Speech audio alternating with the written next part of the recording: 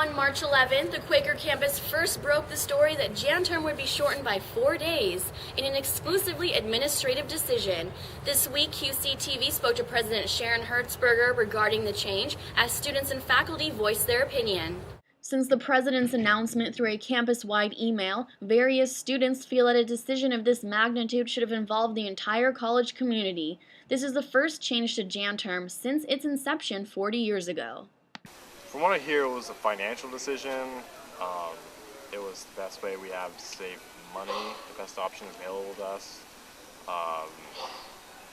President Herzberger's email outlined a couple other reasons why it might have been beneficial to shorten JanTerm.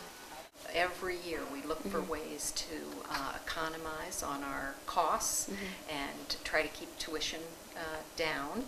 And so we had been undergoing an exploration of the calendar. And we noticed that by consolidating JanTerm a little bit and moving it closer to the beginning of the year, we could save on some costs. So we thought that was a good thing for students and for being able to direct money to other important things. A vote in the whole school, everybody took a survey and asked, because I mean, I understand it's, cost effective, but really we're the ones paying for it. If faculty felt that they could not offer a course with integrity in a 16-day, weekday period, then don't offer that course, because we want to continue to make sure that our JanTerm is of the highest possible quality. Yeah.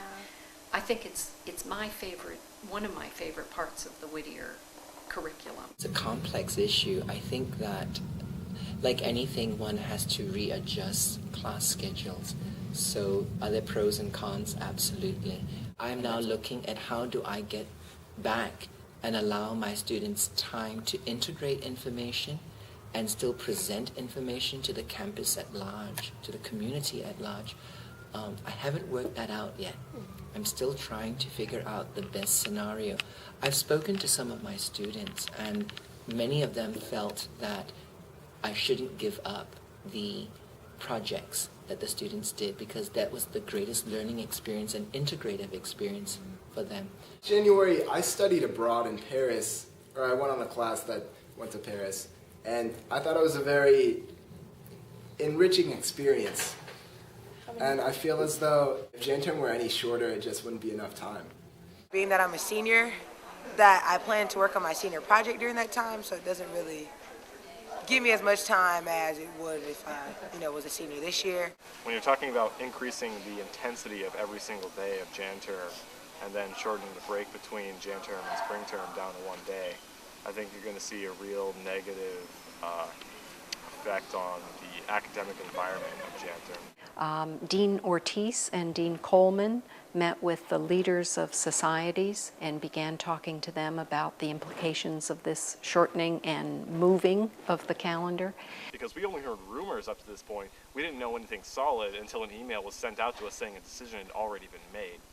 And as far as the effect on societies goes, obviously societies have to ask a big question. What does this mean for pledging? Always something that we kind of struggle with, because we get used to the way things are, and when they change, it creates some disturbance in our life, and so we have to figure out how to work through it. We can't control whether or not the decision has been made in terms of students or even administrators. What we can do is we can control how we respond to it. Because the change is confirmed for the next 2 years, students won't be able to contest the decision until 2011 and are left to adjust to the new schedule. For QCTV, this is Yasmin Koram.